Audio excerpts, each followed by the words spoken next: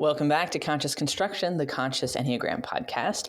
I'm your host, Abby Robbins, and it's been a week. I will tell you what, dog has been in and out of the vet, and life is just continuing to life. But I'm glad to be here. I'm glad to be sharing this podcast and this really wonderful conversation with you today. Today, I am sharing a conversation that I had with Cassidy Hall. Reverend Cassidy Hall, she, her, MA, MDiv, MTS, is an author, award-winning filmmaker, podcaster, and leading voice in contemplative spirituality. She is the co-host of the Encountering Silence podcast and the creator of Contemplating Now and Queering Contemplation podcasts. Her films include In Pursuit of Silence and Day of a Stranger. Cassidy is widely published and resides in Indianapolis, where she is studying for her doctorate degree. You can learn more about her at CassidyHall.com and through this really wonderful conversation.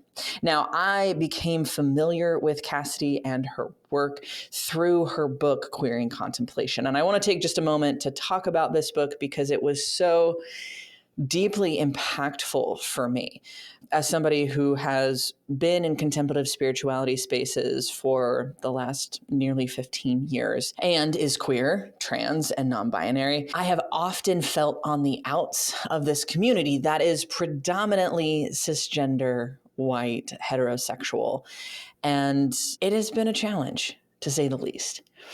It was so refreshing to hear Cassidy's take and to hear her ability to draw in and draw on the voices of so many others who are so often left on the outskirts. So I highly recommend this book, Queering Contemplation. We talk about it briefly in the podcast, but I would also love for you just to get to know Cassidy through this conversation. Cassidy identifies as a type 5, and we joke around a little bit about 5's position as a very natural contemplative. A lot of the types in the withdrawing stance, 4s, 5s, and 9s, can tend to find themselves more attracted to contemplative spirituality. And with good reason, it's good and it's helpful. And it tends to suit the type just as it is. But as we talk, you hear how Cassidy has expanded what contemplation means for her and how that's affected her in her 5-ness. So I'm really excited to dive into this conversation. But first, I want to take just a couple moments to talk about the Enneagram Expedition. I know y'all have heard me talking about it on the podcast, saying that registration closes on December 18th, but I wanted to take a moment and just let you know a little bit about what this is. The Enneagram Expedition is a year-long closed community where we are focused on putting the Enneagram to work in our lives. What does that look like? What does that mean? We'll meet a couple times a month via Zoom. We'll have some deep dive teaching sessions where I'll be sharing in depth on a particular topic in the Enneagram. And then we're sent out from there to watch and observe ourselves through the lens of this new information we've found and see what we come up with. Then we'll have sharing sessions where we share what we've found out about ourselves, what we've learned about ourselves, and how we hope to shift and change around some of these habitual patterns. There'll be support for contemplative practices, be it through things like centering prayer or through yoga and more traditional meditation. We'll also have weekly prompts for your reflections in order to stay in touch. And this is all designed to be a place where we can engage in this work in community. You heard in last week's episode how valuable community is to any sort of personal or spiritual development, because the reality is we don't grow in isolation. We grow together. And this is a way in which we can grow very intentionally together, build community, and strengthen our own self-understanding. So go check out the link down below for the Enneagram Expedition, find out a little bit more about it. On November 20th, my wife, Danielle, and I will be doing an Instagram Live to do question and answers about the Enneagram Expedition. So if you have some things you want to know, drop me a line either through Substack, Instagram, email, wherever, whatever works for you. We'll be sure to answer those questions during the live Q&A happening at 7 p.m. Central Time over on Instagram. More information down below on that. And with that, let's dive into this conversation with Cassidy Hall. Welcome back to Conscious Construction, the Conscious Enneagram podcast. I'm your host, Abby Robbins, and today I am here with the one and only Cassidy Hall. Cassidy, would you mind telling us a little bit about who you are and what you do? Sure. Yeah. So, I think it's best to understand people based on their relationships. So I'll share a little bit about some of the relationships in my life that are important to me. And I have 4 nephews. 2 are in California, 2 are in Iowa. And I have a cat named Pax. And Pax is Latin for peace, but he's not peaceful at all. He loves to start wars. And just with me. Okay. However, I've learned a lot about myself through him because, yeah. Anyway, I love that. I also am, a person who is doing my best and doing my work, and I have a really good therapist, which is great because I can't get away with. Can I cuss on this podcast? Oh yeah, absolutely. Okay. Because I can't get away with shit with her, which is important for me. Yeah. But yeah, other than that, I am a creative person. I have experience in podcasting and filmmaking and love to write and love to get still and quiet and hear the world turn. So, yeah. Oh, I love that. And amen to a therapist who doesn't let you get away with shit. Yeah. I think we need more of those in the world. Amen to that. Yeah. It has been really helpful for me. Challenging, but helpful. Yeah. Yeah. Yeah. And I think that is such a big part of any time we're talking about, you said, you're somebody who's showing up and doing their work, and challenge is a very integral part of showing up and doing the work. Like, we don't grow when we're comfortable. That's right. Yeah. And without recognizing our projections, our shadows, all these things that can show up in so many ways in our lives, in sneaky ways in our lives that can cause so much harm. Yeah. Well, Cassidy, tell us a little bit about what you're doing in the contemplative space. Yeah. So thanks for that question. I came to the contemplative space learning about it primarily through straight cisgender white men who were often primarily celibate because many of them were monks, right? Yeah. And kind of just recognized that as a queer white woman, they were speaking to their own experience, which clearly was not my own. And so that kind of was the impetus for writing the book. But my journey with contemplation, and first I think it's important to define contemplation, and I experienced that as kind of the sacred pause that we all experience throughout our day, whether we intentionally go there or it just happens, right? I pause to look at the tree outside my window. But also Merton describes contemplation as the knowing found in unknowing. And I love that because for as long as I can remember, I was hungry for all the answerless questions, to know the unknowable, to ask and try to understand all the things we can't understand. Yeah. And so I found the contemplative path to be a real sense of like safety and security, because it was a sense of knowing in the unknowing, a sense of holding in the ungrasping, these kinds of things. So yeah, the book came from kind of my own experience of recognizing there's been a significant lack of representation of a variety of marginalized experiences in the contemplative tradition, specifically in Christianity. And, my story is just one story. There's so many other voices we need to hear from. And I found that it's so important for us to remember that these voices have always existed. It's not a new thing that queer people are in contemplation, right? Yeah, absolutely. And so I think honoring that those voices have always been there is also really important. Yeah. I mean, I read your book and literally I just picked it up like maybe a couple weeks ago. I started diving in and immediately felt a sense of camaraderie and connection, a sense of my experience being seen. I'm a white trans non-binary person who has been in the contemplative space for close to 15 years at this point.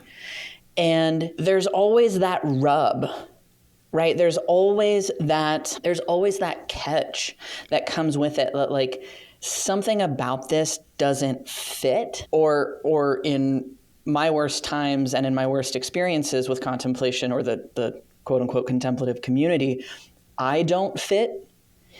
Yeah. And I just like, it was such a breath of fresh air to read this book and feel like so many of my experiences or experiences that were close enough to my experience were laid kind of just right there in black and white. I think I was like halfway through chapter 1 when I emailed you to ask you to be on this podcast because it was so impactful for me. And I'm curious, like, tell me a little bit more about your journey as a queer person into contemplation. And not that I'm necessarily asking you to like give all the spoilers in the book, but what has that been like? Like for the listeners of this podcast, what was it like for you to be in those spaces?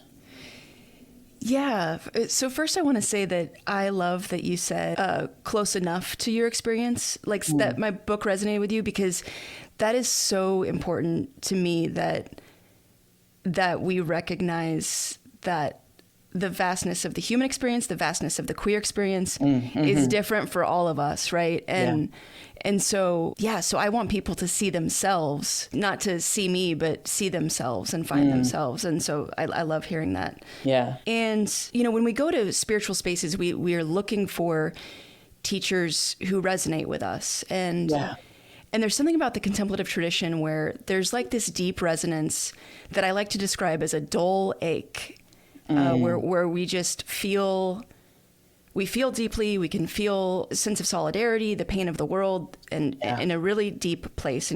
And some people like to talk about how contemplatives can recognize each other in this way. You just kind of know when someone is a contemplative. But while there's that deep resonance, at the surface level, like there was nothing that kind of matched my experience. Yeah. And so it was very confusing because, like you were talking about, the sense of feeling like an outsider while you also feel like an insider. Like, hey, I get everything you're talking about, but are you sure I'm supposed to be here? Kind of thing. Like, am I at the right meeting? Yeah,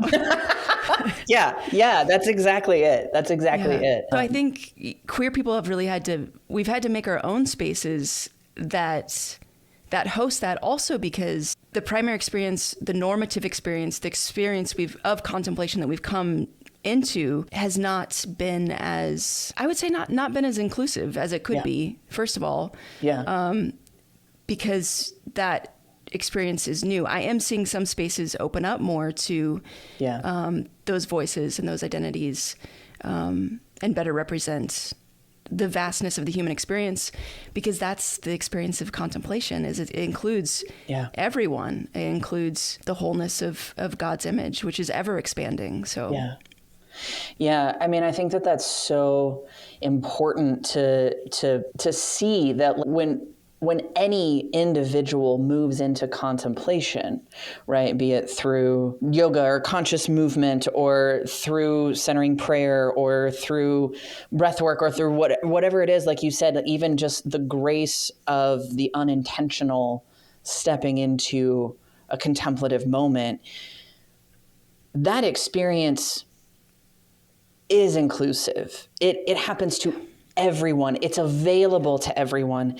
That's right. But the things that we've put around it, the systems that have gone into place to, I think the kind of heart of it, like the systems were put into place to help people get there, right? To be a vehicle for that, have really just over hundreds and thousands of years have become, instead of a doorway, they're a wall. That's right. Right. And they have kept people out. And it's one of those things as a queer person, as a trans person living in this world and moving through these spaces, I have to like tilt my head. Like, why is there this wall here? Yeah. You as well as anyone should know that this is an open and inclusive space. Why the difficulty? Why the closedness? And I'm just so grateful for people like you and a lot of the people that you've mentioned in your book, who are showing up to do this work of saying, hey, this wall doesn't need to be here. Yeah. Yeah. And I think there's so many walls in so many different ways. I'm thinking about Reverend Dr. Barbara Holmes, who wrote Joy Unspeakable, Contemplative Practices of the Black Church. And she blew my mind open talking about contemplative practices as maybe even dancing or shouting. Yeah. And so also there's like this white perception of contemplation that it's stillness, quiet, solitude only, right? Yeah.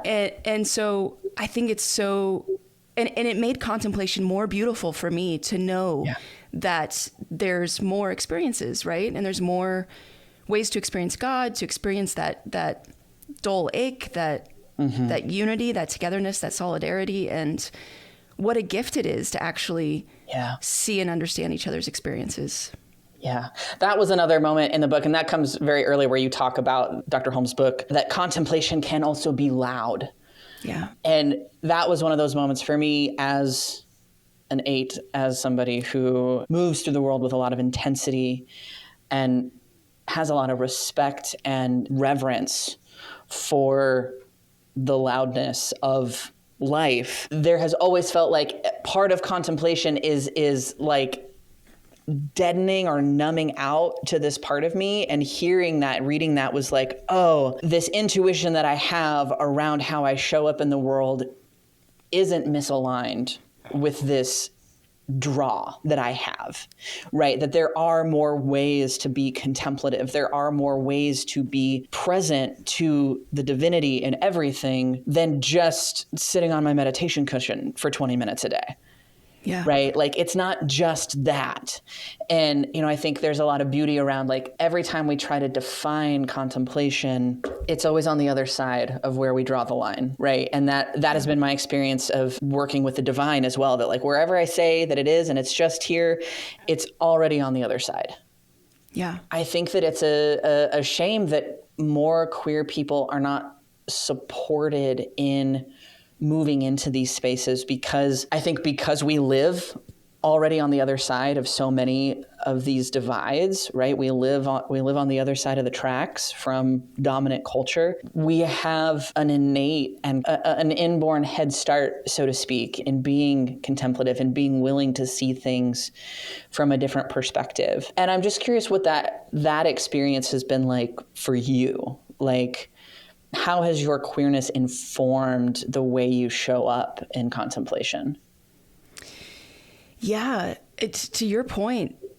I think I say in the book that my queerness has made me more of a contemplative, and my contemplative nature has made me more queer. Yeah. Because I think in contemplation, we dive deeper into our true selves, whatever that may be. Yeah. And the way I use queer in the book, I'm not just talking about my sexuality. I'm talking about the lens in which I view the world, right? I say in the book, queerness is the way I tilt my head to look at the world. Yeah. And so it's been such a natural union for me, really, my queerness and my contemplative path. And I think that's what makes it even more unfortunate that it's often difficult for queer folks to find their way into contemplative spaces, because it actually nurtures our wholeness. It actually keeps giving us back to ourselves. And, also to your point, I love what you're saying about these assumptions we make, like, clearly contemplatives are all introverts. And it's like, no, no, it's not true. I mean, I'm an introvert. I assume you're not as an 8, but I don't know. Yeah. I have never in my life been accused of being an introvert. Yeah. Yeah. So it's everyone, right? It's a space for everyone. Everyone belongs there. And I feel the same way about queerness. I think that we are all unique. We are all, the origins of the word queer come from like 15th or 16th century Scots, when it meant odd, strange, oblique. And so the majority of the life of the word meant kind of this, this different way of being or looking in the world. And so I love thinking about that and just kind of reclaiming the wholeness of what that word means. Yeah. I think, when we can take our lived experience as somebody who identifies as queer, as in a gender or sexual orientation minority in some respect, and we broaden it to this idea of, no, it's how we are, it's this different way of relating to the world and to our experience. There's the in the community, we have like not gay as in happy, but queer as in fuck you. Like it's really like queer as in fuck the system, the thing that is forcing people to assimilate or convincing people to not be themselves. I think that it's really true that anyone who's moving into contemplation will experience themselves as some degree of queer. Because the more you go in, like you said, contemplation is giving us back to ourselves, right? It's bringing us back into who we really are. And the reality is who we really are, I don't care if you're the straightest, most cisgender white dude that's ever been, if you're coming into who you really are, you're going to realize not all of that is 100% true in the way that you perform it out in society, right? Like the definitions are so restrictive and they're so small compared to the experience of what it is to be a human and to be alive. You know, to be this equally mundane and divine creature on this incredible spinning rock out in space. Like, there is so much more to us. And I think contemplation is the most direct way in. Yeah. One other person I love to quote is the Black Canadian poet Brandon Went. And the way he talks about queerness, he says, because poets always do it the best, let's be honest. Oh, yeah. He in Sonia Renee Taylor's book, The Body's Not an Apology, he writes, not queer like gay, queer like escaping definition, queer like some sort of fluidity and limitlessness at once, queer like a freedom too strange to be conquered, queer like I forget this word, just to know what love is and to pursue it. I'll have to find that quote for you, because as an Enneagram 5, I feel like I failed it. The fact that you have quoted that much is like mind-boggling to me. That was amazing. Thank you. Yeah, but I love that, just this escaping definition, right? And I think another way I invite people into the word queer for their own lives, no matter who they are, is I talk about normative life scripts. We were all given normative life scripts. Yeah. You will get married, you won't get divorced. You will have X amount of kids, you will live in a house, you will get this job, you will work in this career path. And I think we were all given these normative life scripts that all of us in some way have gone outside of the normative. We have queered our life scripts, right? We have to be true to who we are, to live our lives. And I think that's another entry point for people to understand the vastness of queerness. Yeah. I love that so much. That's good. I want to shift gears just a tiny bit and talk a smidge about the Enneagram and kind of get your read on like what's your experience like with it? You know, you said you're an Enneagram 5. How did you discover this tool? What was it like? How does this weave into your contemplative journey? Yeah. So I always thought I was a 4. Okay.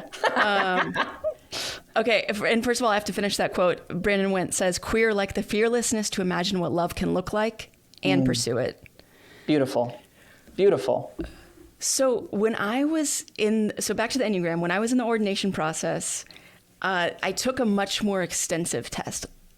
And I thought I was a 4 for so long because I'd taken kind of, a few tests that... Oh, yeah. The like BuzzFeed style quizzes and whatnot. Yeah. And then, let's be honest, all the cool people I admired were 4s, and they were also special. So I wanted to be a 4. And so I thought I was a 4.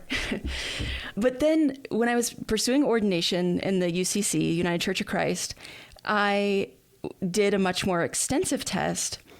And I came out as a 5. In that test, in that conversation about this, in this group, one of the things we talked about was the nature versus nurture aspects of the Enneagram, and the idea that our Enneagram is often based on nurture and the aspects of it that are based on nurture. And that really resonated deeply with me because as a kid, I was surrounded by, my own big emotions, others' big emotions.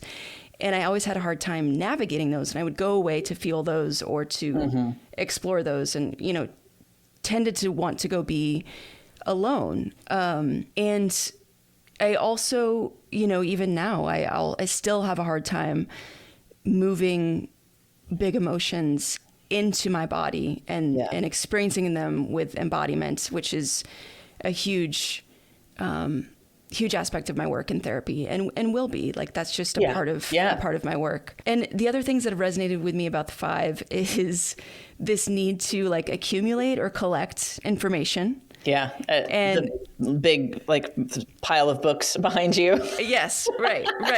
Yeah. And just lots of observing. Like, I spent my whole childhood just observing and kind of sitting back and watching. And yeah, I think that so much of the aspects of the 5 have really resonated with me. Another thing I heard about the 5 was that they have a tendency to be able to see both sides of situations, which is a blessing and a curse. Yeah. It's helpful to cultivate conversations, but sometimes it'd be nice to just say fuck off to people, more boldly. So yeah. Well, we see in this, we call it the withdrawn, the withdrawn approach, the withdrawn, triad or whatever with 4s, 5s, and 9s. There's this way in which we do consider them kind of the natural contemplatives, right? Like I said before we started the recording that 5s are like the wizard in the woods, right? They live out there and you might stumble across them on your journey, but only if you're way out and only if they feel okay with sharing what they have with you. Yeah. And there's a way in which this pulled back kind of way of orienting towards the world, right? The way of approaching the world and experience. You are a step or a half step or a few steps removed from what you're experiencing. And that does allow you to see more. It is a more zoomed out perspective, but it, like you said, it can also be a curse because if you're that zoomed out, it can be hard to have an understanding of where you're at in the situation, absolutely in that context. I'm curious, as a 5, as a queer 5 moving into these spaces, what has your work looked like in a contemplative space? Yeah. So one of the things I've learned about myself is I am not a huge fan of big events or speaking events or, things where that sense of having to be on, because I always feel like I don't have enough of the information. Yeah. Because the contemplative, if the contemplative way is a path of knowing in the unknowing, then for a 5, why do I know anything to share with you? Right. I mean, because I don't ever officially know anything. Yeah. And so part of my work has been just living in the truth that I know now and accepting that and trying to only speak from that place, because like queerness, I think my contemplative path is ever becoming, ever blooming, ever changing, ever evolving. And I think to accept that about ourselves is particularly hard for a 5, but it is necessary. It's necessary work to accept that. And so, my 5-ness has been really, it's been an important journey for me to kind of do the work. The work for me is often, writing, reflecting, reading. And the harder parts for me have honestly been, more the practices, right? Because that's embodiment. That's out of my head. Yeah. So the meditation sits or the yoga or the, dancing or the kind of things that again give my whole self back to me, and integrate my whole self. Yeah. I had a client who turned friend who's also a psychotherapist here in Austin, who was a 5. And one of the practices that we really cultivated for them was they had an easy time sitting in meditation or doing the writing or the reading or the reflecting. And one of the things that we found out that they really loved was dance. And I was like, well, then that's your practice. Yeah. That's the thing that's going to move you into this experience that you want, right? And so it became their regular practice for anywhere from 5 to 20 minutes a day. They would turn on dance music and they would dance around their living room for as long as they could stand. Oh, I love that. It was such a powerful experience for them because it opened them up to like be in their body and to be in their experience. And we talk about a lot for fives that like your experience is where you learn the things you really want to know. Yeah. Right? It's not in a book. It's not in a blog. It's not in somebody else's teaching. It's in your experience. Man, it was just so cool to see how that informed their life and what it opened to them. Yeah. Yeah. This reminds me of, I had therapy yesterday. This reminds me of something my therapist said to me yesterday, which was, can we stop leaving that part of you behind? Yeah. Oh, I was like, oof. Yeah. You're like, no, I can't. Thank you. I was like, oh, here come the tears. You know, it was, yeah, because it was kind of this, powerful moment. But that idea, and I think, you know, to be fair, every number has to navigate what part of themselves they're leaving behind, right? Absolutely. That's not I think that this is why the Enneagram is so helpful, is because it shows us that. Right. Yeah. You know, this like leaving behind might be a particular language, but what the language is pointing to is the experience that every true religion and spiritual path has been talking about. Right. We have forgotten something. We have lost something. We're leaving something behind. How do we recover that? And I think the Enneagram does an incredible job of showing us all the things we leave behind. Yeah. Yeah. And so, you know, we talk about like for you, it's as a 5, it's the body, right? It's that experience. For me as an 8, it's the heart. It's that feeling. It's the empathy. It's the connectedness. And I'll speak from my own experience. It's terrifying to try to move into that, right? It's terrifying to turn around and be like, oh yeah, I left this behind for a reason, but now I'm going to choose to bring it back in. Yeah. It's horrible and it's terrifying, and it is the most life-giving thing you can do. That's right. Yeah. And I think contemplation is a place where we do that work, that precise work of retrieving those parts of ourselves. Yeah. And, you know, one of the things that I've been navigating is, again, I like to know, I like to understand. So navigating, like, how do I know when I'm doing it? How do I know when it's happening? Yeah. And and yet it's like the most clear thing when it's happening, right? Because it's so, it's undescribable. It's a feeling of, you know, deep integration. It's moving. It's like you say, it's also terrifying. It's also awful. But it's the most rewarding experience also, because it's more of ourselves. It's more of our wholeness. It's more of the closeness to all of who we are. Yeah. I love this idea of like, how do I know when I'm doing it? Because it's like the second we've asked that question, we know that we're not doing it. Right? Like I'm meditating. Oh my God, look, I'm meditating. And then you're not meditating, right? Like, oh, I'm in it. Oh wait, no, now I'm not in it. And, and I think it's helpful for people to hear that that's just like a normal part of the process. That is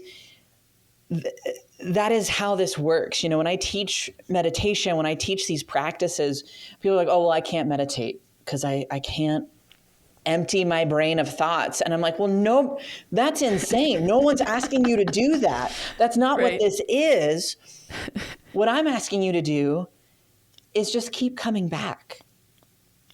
You have this thing that you're focused on. You have this thing that where you are putting your attention, whether it's in meditation or it's in movement or dance or breathing or whatever it is, bring your attention back. Yeah. That's the work of meditation. Bring your attention back. So when the thoughts are going, oh, am I doing it? Bring your attention back to what you're doing. Yeah. Not to the commentary around what you're doing, about what you're doing. I have another very dear friend who's a 5. I really love 5s. I can vibe with 5s all day long. I know some people are like, man, that's a hard type. And I'm like, are you kidding? I'm so there with 5s. And we were having this like great conversation. We meet at, the Central Library every now and again. And of course at the library, and we're chatting, that's very 5. Right? Like that's where we're going. Place. And we got onto the topic of like intuition. And And he goes, the thing he said to me was, I am researching books about intuition. And I just laughed so hard. And like, it took him just a split second. And he was like, oh, I hear it. And I was like, do you hear all of it? Because it's not even that you're reading books about intuition, but you're even one more step removed. You're researching the books that you might eventually read about intuition, which is the thing that you can only just know and do. Right. And I think that, we talk about in the Enneagram, we all have access to all of these energies, right? Like, this isn't a uniquely 5 experience, but y'all have like the most, maybe. But it shows us something that we all have and we all deal with. Like, there is a way in which it is always easier to talk about the thing than to step in and experience the thing. Yeah. Yeah. And again, I think that is kind of what contemplation is pointing to. It's like, it's not the about, it is the is of it. Mm-hmm. Yeah. The being. Yeah. The experiencing. Yeah. And I found, going back to what I said at the beginning about relationships, the experience of, for instance, being with one of my nephews and having them point out, a butterfly or a hummingbird or something. There's something about those moments of integration where someone gives you this sense of making your world feel bigger and smaller all at once. Yeah. And, knowing you're part of the cosmos while also being so in this present moment of seeing something with someone or being with someone in some deepening way. I think the wholeness of our integration also feels a lot like surrender and also feels incredibly vulnerable, which is why it's so scary to integrate our whole selves, no matter who we are. Yeah.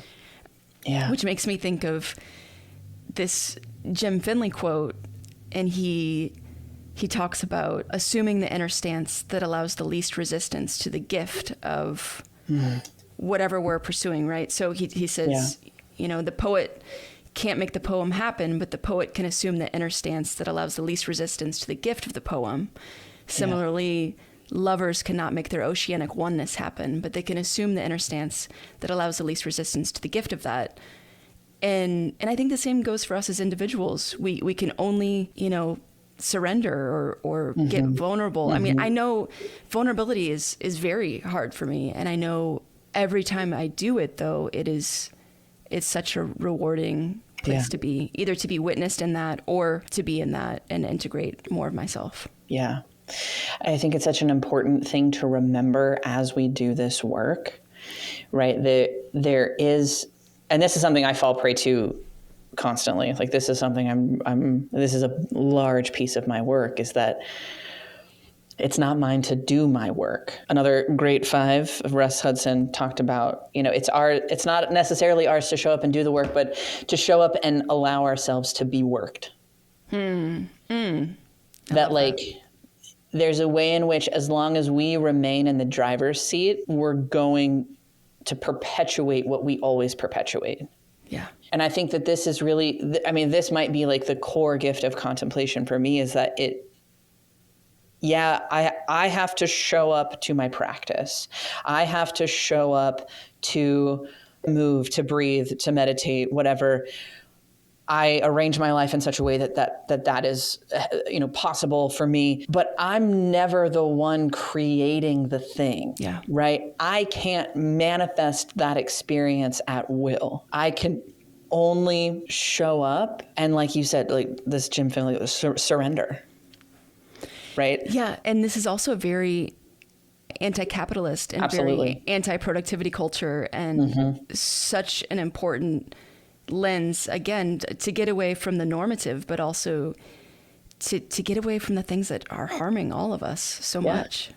Well, and I think that's, you talked about in your book, you start off, a lot of it by saying that you envisioned yourself as a plant, right? Like you had this metaphor that kind of runs through, and about how the plant can then, purify the air, right?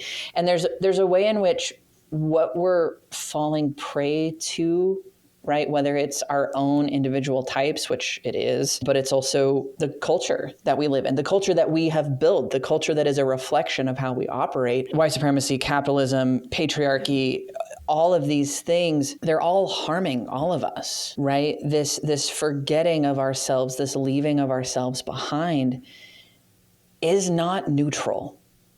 Yeah.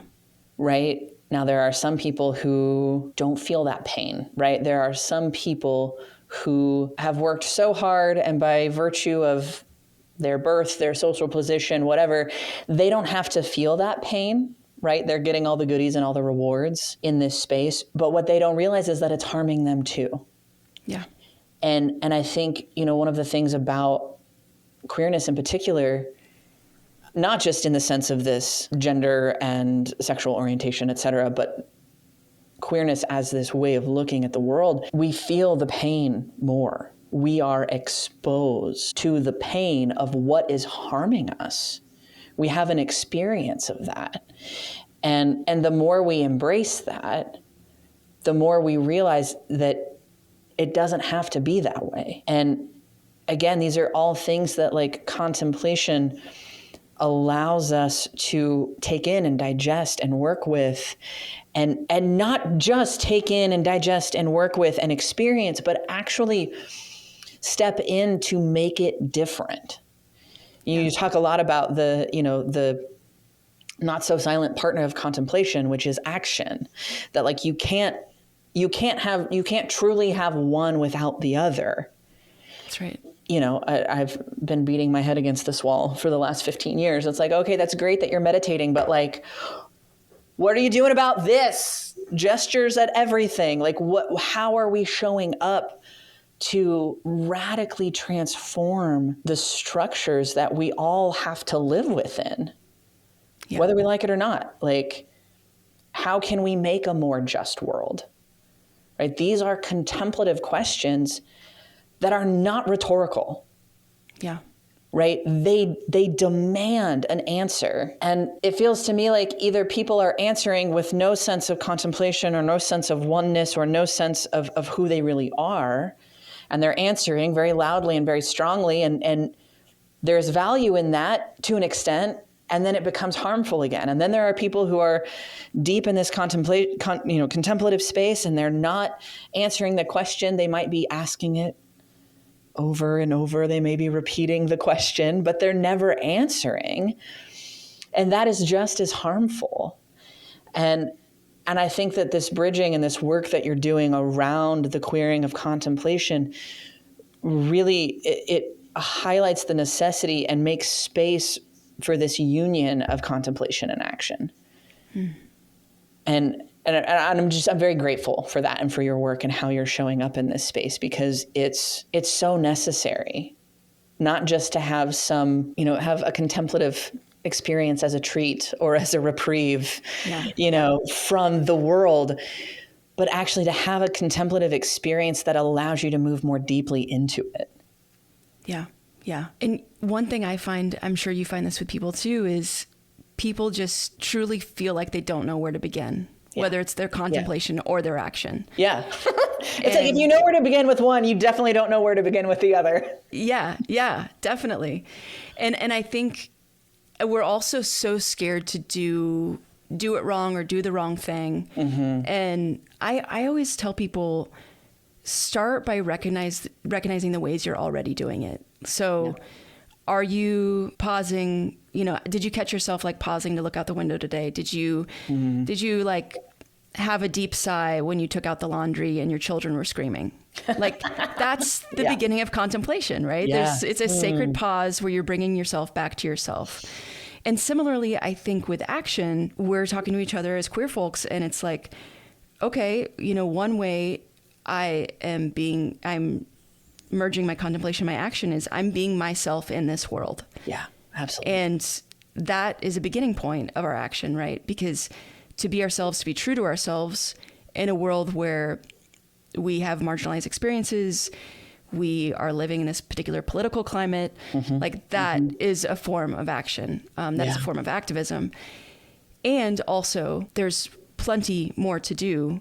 And I think just showing up and just showing up in those spaces where people need support, people need solidarity, people need to know that they're not alone.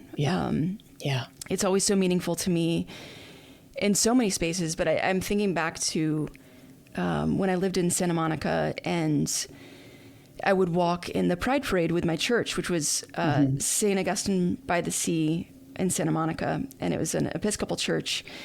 And I was always so moved. Like, I would always have to wear sunglasses because I would cry a little bit, just because of how meaningful just the message of solidarity and love is for people. Yeah. And I feel that at every protest I've been to, every, going to the State House for the countless anti-trans bills that, come through, these kinds of things. I feel, because it is that merging of that dull ache I feel in the contemplative moment with the action in the world of actually enacting that sense of solidarity that I feel so deeply. Yeah.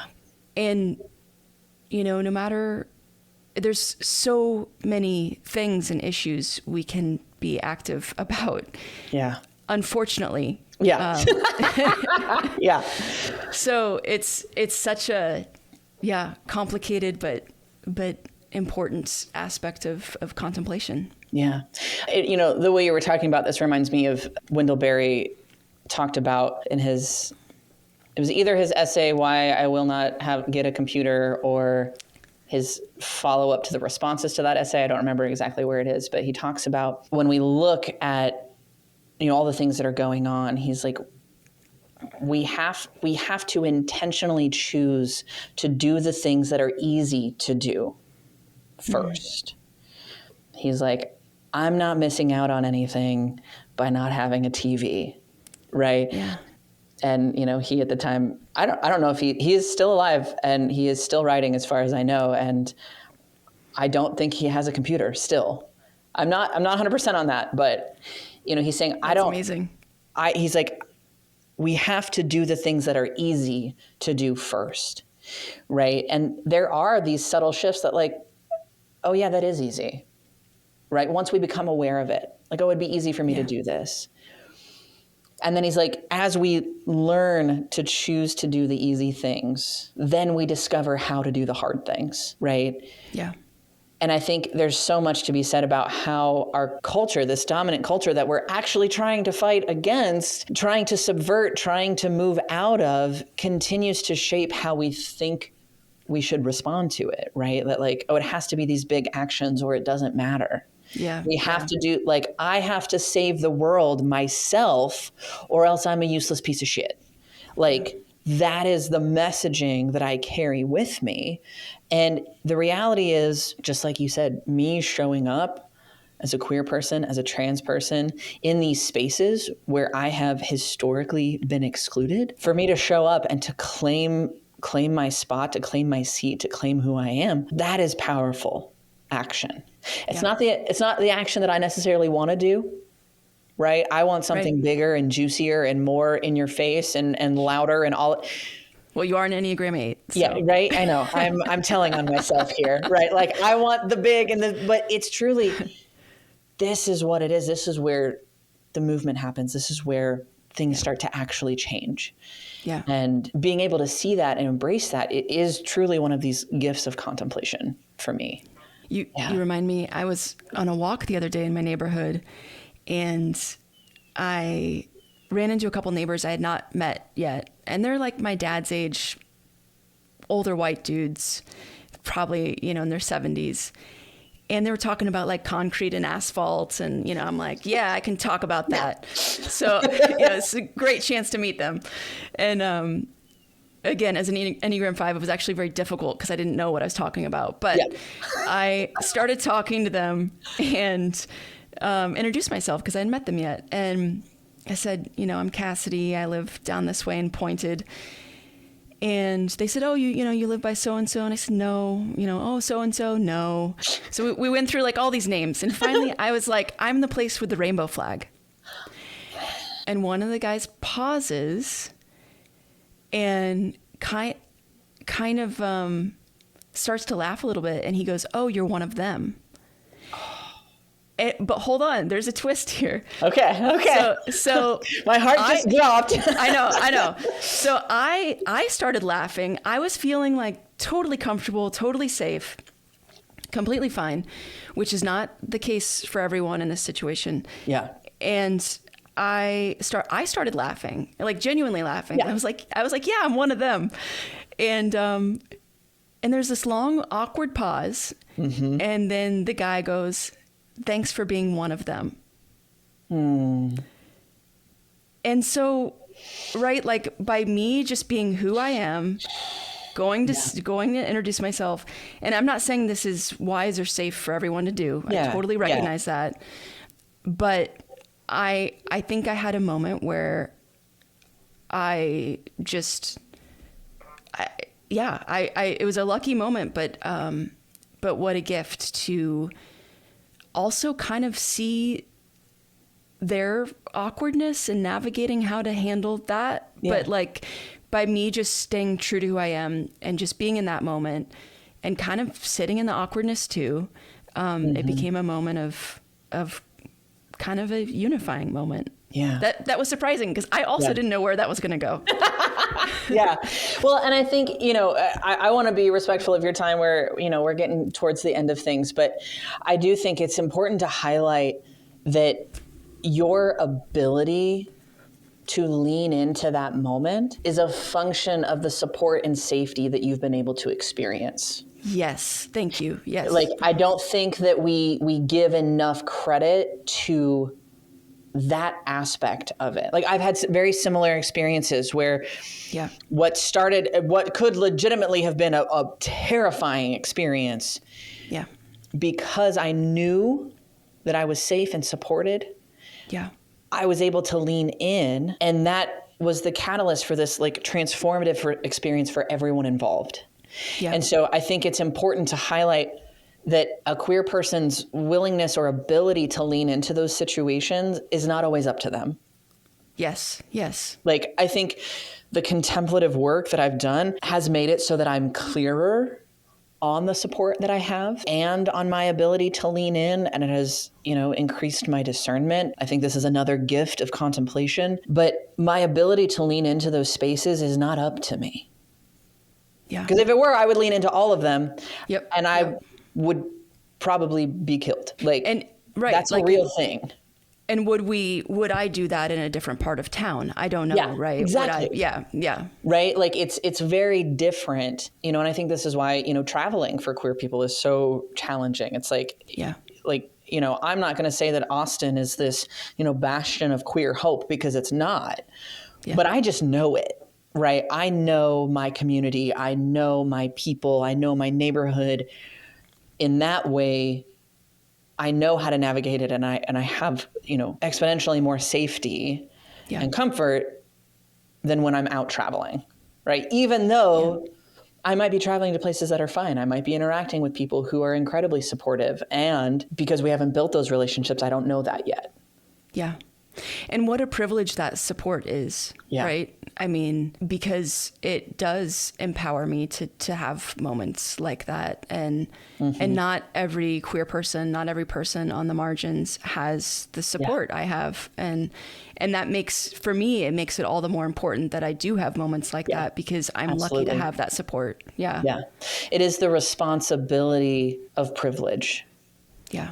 And those of us who have what I would consider like mixed privilege identities, like being a queer person and being a woman, but then also being white, or being trans and being white. I can play both sides to some degree.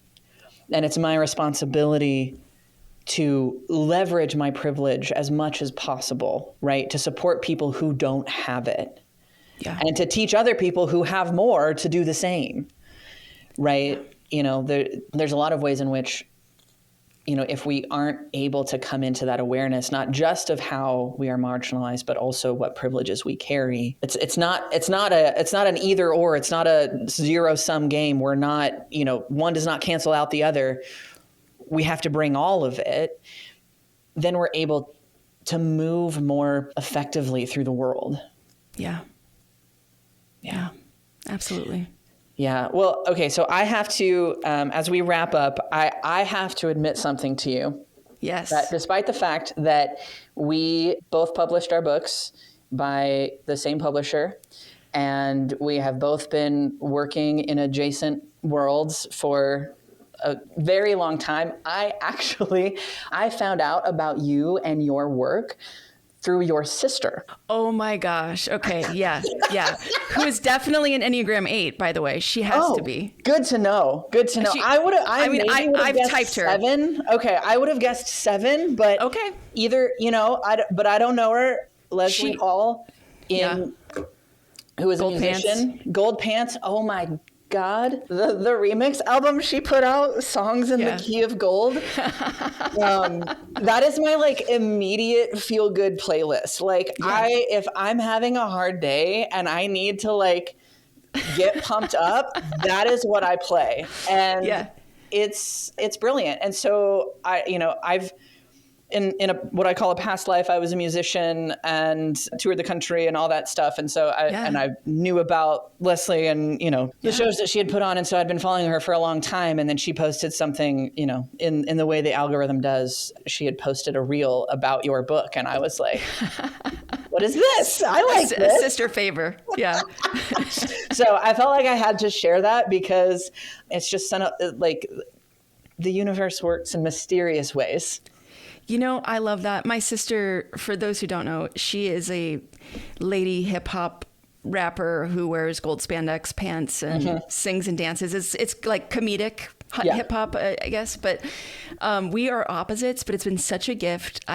We've both been always like super supportive of each other. And I love this. I love that you found out about me through my sister. That's great. I love it. It makes me so happy. Yeah. I think I've legitimately been following Leslie and her career for well longer than I've been meditating. So this is, this is one of the ways that, the world just works in some funny ways.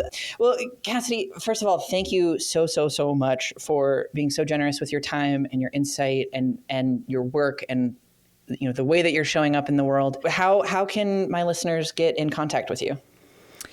Yeah, you can find out more about me at CassidyHall.com and also pretty active on Instagram and working on some more writing, actually. So awesome. Working on finishing my dissertation, should defend by the end of the year. So ooh, nice. And, writing some more about queering contemplation, queering the mystical tradition and those kinds of things. So, amazing. I love it. I love it. And is your podcast still up and running? Yes, thank you. Yes, my podcast is called Queering Contemplation, and you can find that anywhere you get podcasts. And slowly also doing a few more episodes with the Encountering Silence podcast as well. Awesome. Again, thank you so much for sharing your time and your wisdom. It's been so wonderful to have you here. So great to be with you. Thank you so much for this beautiful conversation. There you have it, folks. Such a wonderful time getting to know more about Cassidy and her work. Such a great conversation. This was actually the first podcast interview I did since coming back to conscious construction. And I told Cassidy after the interview was over, I was so grateful that it was her and that it was this conversation. It really helped to kind of relight that fire, stoke the flame that had been dormant for a little while for me. And it was so helpful to engage in this conversation, to remind me why I love doing this work. So please go check out more about Cassidy and her work, and please pick up the book, Queering Contemplation. So we'll wrap up with a few announcements coming from Conscious Enneagram. Like I mentioned earlier, the Enneagram Expedition is open for registrations until December 18th. Be sure to check that out at the link down below.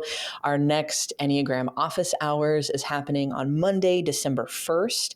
And if you missed any of the last couple of sessions we've done of Enneagram office hours, let me tell you, it has been a total blast. This is a free event for you to come and ask your Enneagram or personal spiritual development related questions. And I offer answers, insights, maybe more questions, and we have a really great time. It's an awesome place to continue to build community with other Enneagram enthusiasts and, get some free group coaching. Again, December 1st, that's a Monday at 6 p.m. Central, 6 to 8 p.m. Registration is down below. Again, a free event. Bring your friends. It's going to be a good time. And as a final reminder, paid subscribers to this podcast get access to all sorts of awesome bonus content like extended and subscriber-only episodes. Click the link down below to subscribe to my Substack. You can also become a free subscriber to the Substack where you'll get email updates as soon as new episodes drop, as well as when I post new blogs. And it's very quickly becoming the hub for all of the information that I share about Conscious Enneagram. So if you want to stay up to date on events, all of the different things I have going on coming up, especially in the new year, lots of really fun stuff coming together for 2026. So if you're interested in staying in touch, staying connected, be sure to subscribe to the Substack at the link down below. And until next time, don't forget to breathe.